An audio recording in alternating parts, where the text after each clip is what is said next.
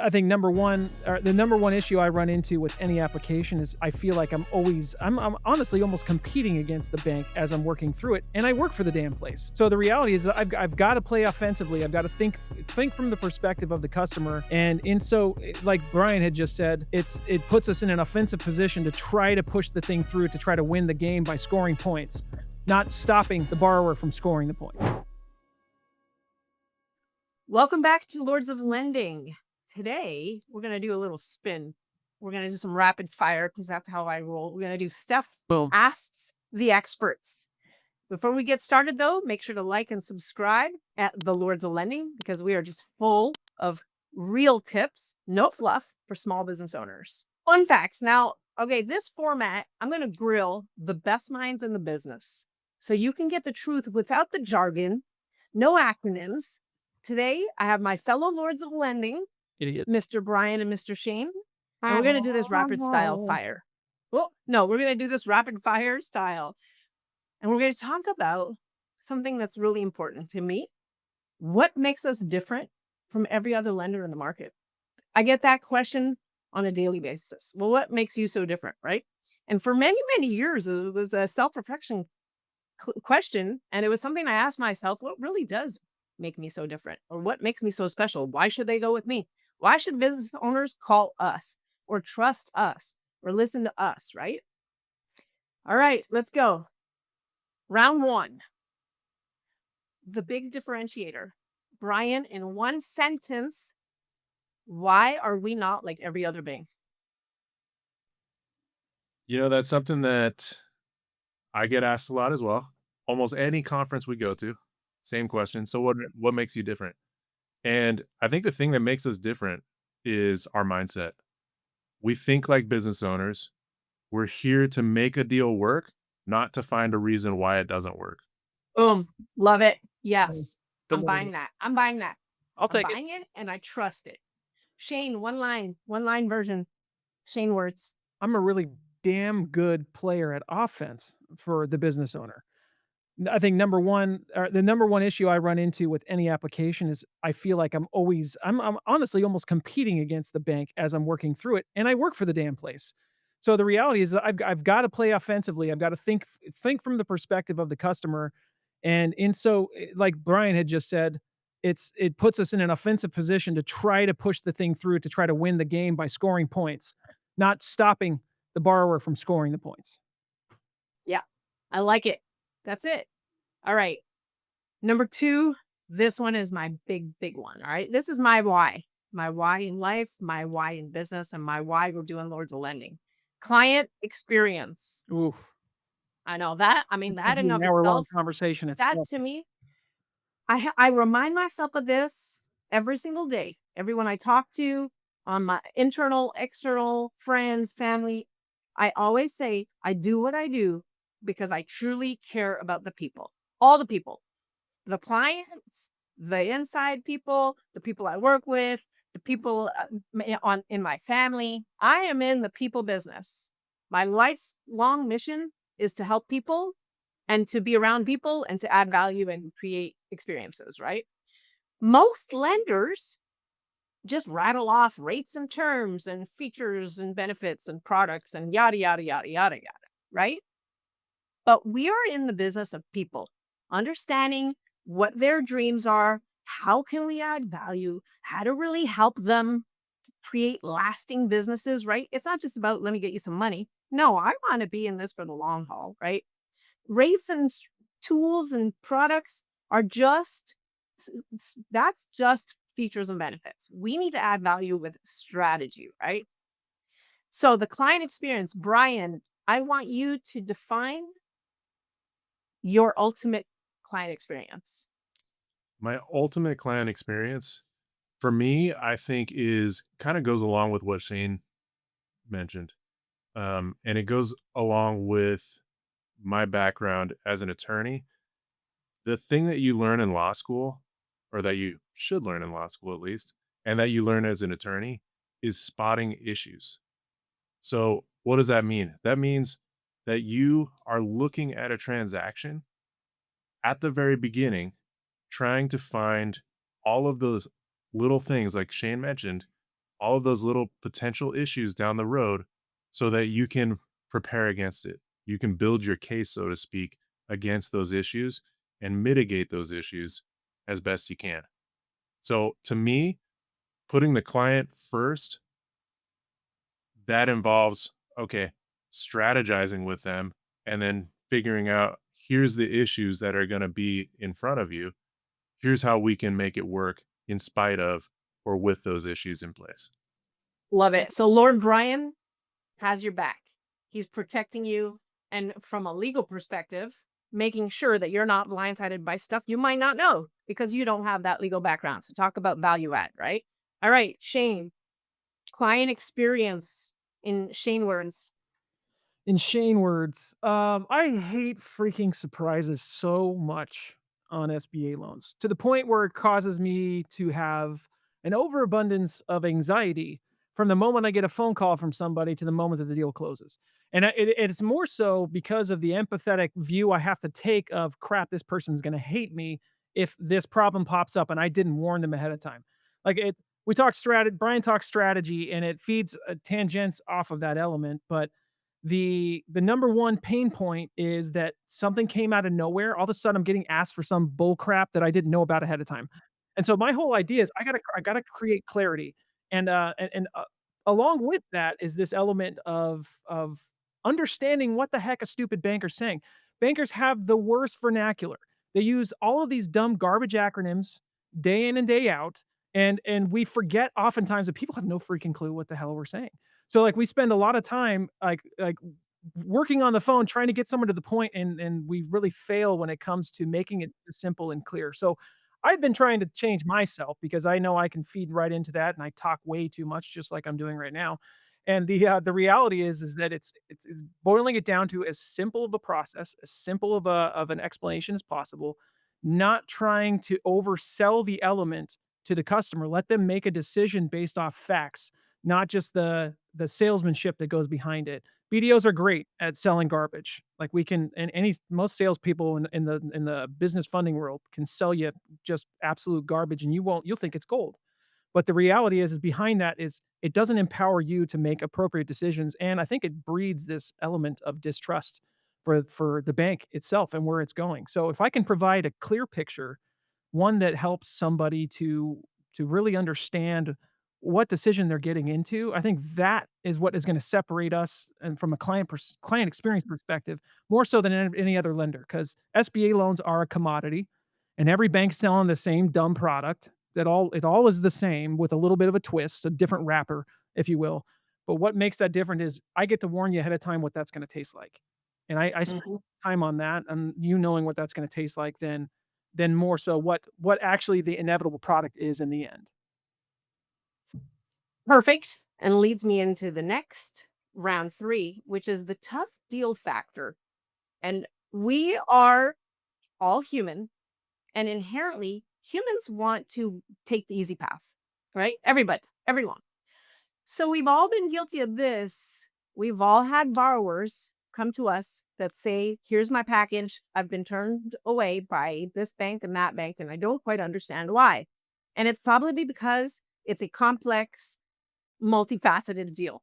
We had one just this week where the guy had 14 affiliates, and everyone's like, "Oh boy, 14 affiliates. Who wants this one?" Right? It's the tough deal factor. So Brian, give us an example because the reality of life is if it was easy, everyone would be doing it. So the real success stories for me have always been I got this one borrower what he needed in a timely fashion and he's successful, but it was not easy.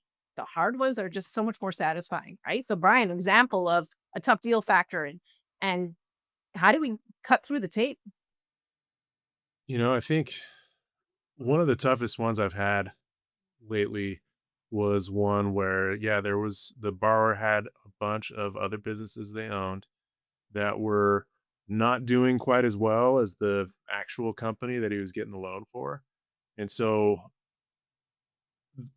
how to get around that, it's tricky, right? Because so much of it is lender dependent because we are somewhat subject to what the credit officer at that particular institution is going to say.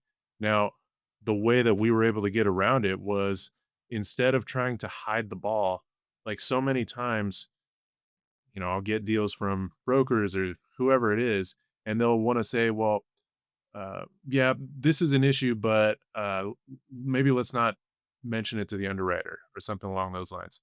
And I say, well, no, no, no. We need to address it up front right now and figure out a solution for that now so that we can keep the deal moving forward. So yeah, just getting to that point later on down the line with the loan, you don't want surprises, like Shane said. So I think presenting that stuff and just figuring it out earlier on in the process.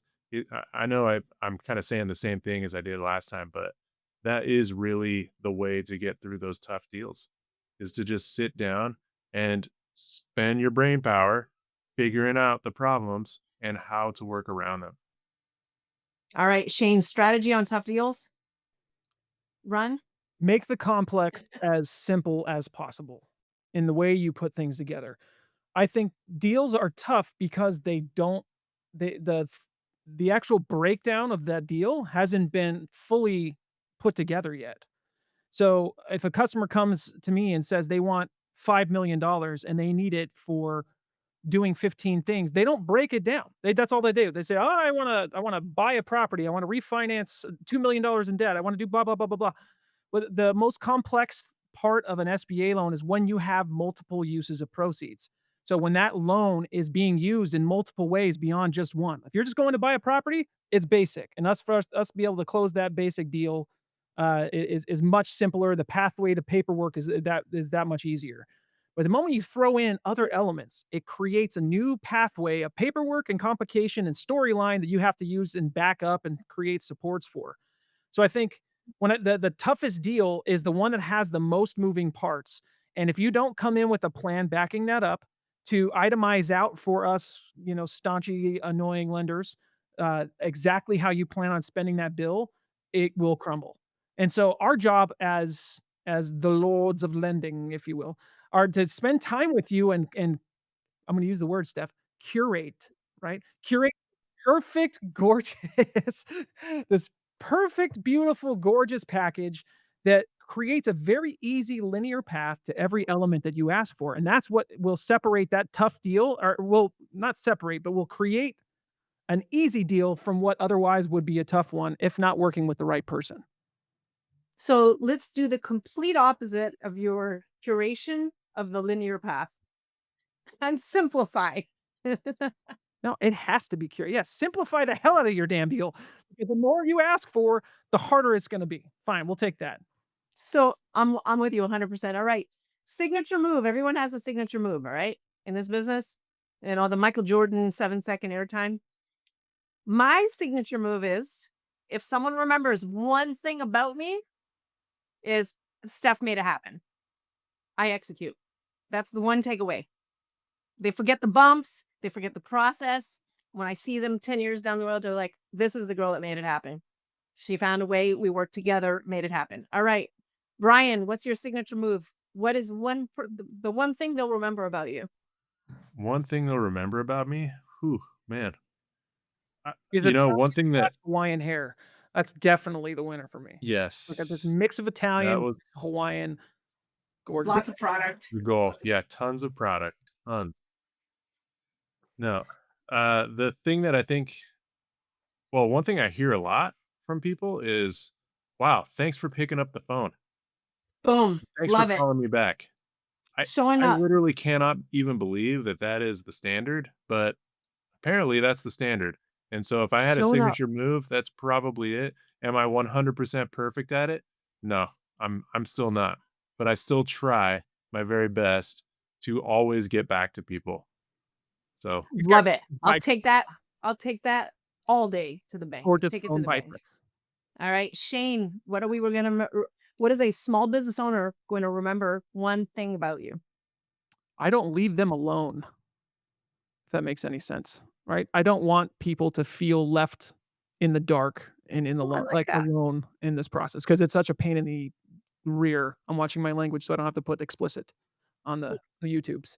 But Like, the reality of it, right? Like, it's this is not fun. I've been doing it for 19 years. I've got gray hair, and it started, like, 8 years ago, coming in hot. And this guy used to And be I just think like this blonde, like brown, feathered, it was so gorgeous beautiful. mane. So I coiffed mean, and just gorgeous. Now it's yeah, like silver shark. Now that's kinda I don't know, silver you've shark? I don't know, transitioned. how would you call it? You can call me the silver tsunami, the silver trapezoid, all of the above work as far as Episode, how yeah. It is really depressing when you're on a show with 2 dudes and the 2 dudes have better hair than you. That is actually we're what is winning. the opposite of emasculating? That is feminizing? What yeah. It is very depressing for me on a daily basis when you 2 have these big coiffed manes and Hey, I'm dry shampooing as much as I possibly can just to get some volume. as you Okay? roll out of bed, you just have this can that Yeah. just does this. Like, why is life so unfair? Yeah, that's exactly right. All right, lightning round. Favorite part of the job, Brian? Favorite part of the job, getting new loans, seeing new businesses. Love seeing new businesses. Sometimes you just get the random business that comes in and it's like, whoa, you're doing how much of revenue? And you started like 2 years ago? This is crazy. It's exciting. I love that. Love it. Love it. All right. Shane, favorite part of the job? Oh, you should have asked me this 10 years ago. What am I up into now? My favorite part of my job is working with motivated people. So the business owner is maybe some of the most motivated, even sometimes blindly motivated people, and their enthusiasm behind what they're trying to achieve is it's intoxicating, man. Like it lights me up, and I very quickly buy into their energy, and that makes me want to push it, right? Like so, I think that helps me stay motivated to keep doing this nonsensical garbage job of shoveling paperwork because that's what we are, paperwork shovelers and organizers, and AI will take my job in that element, so the only thing that they're gonna be looking for after that side of it is my empathy and my backing them up, right? Getting behind them. Feel like they have someone on their team because the robot can't do that very well. I can fake it, but we're reading through that as humans. So the ability to kind of like latch on to that energy, I think, is my favorite part of my job and help see people succeed. It's more fulfilling than a paycheck any day of the week. And I learned that 10 years ago that it's like what you end up making the loan doesn't really sell, but like the excitement phone call that somebody gets after they hang up or after they close on their loan and they call me like that is what keeps this job perpetuating. It makes me want to keep doing it. Why I haven't left it, in all honesty, because I've thought about it many a times. I figured, why not go sell life insurance? Ugh. Oh boy. Yeah. Never, never. No offense You to those who know, sell life insurance, but that's not my jam, guys. I can't do it. everybody has a jam. My jam is the fulfillment that comes from knowing what I do is helping people and their families. Like the bigger picture for me. That really inspires me, keeps me motivated, and this is why I do what I do. The best part of this job is we're actually making a difference. We are helping people, helping their families, creating legacies. And with that, we're going to wrap and say big thanks to Lord Brian, Lord Shane. And if you're tired of getting no's from that traditional banker, call the Lords because the Lords are all about the people getting it done. We thrive on this passion that you have too about being successful and creating legacies. So I would say contact the Lords in our description. Follow us and subscribe because we have lots of juicy stuff and we're going to keep it coming. Thanks for joining. We did it. Adios.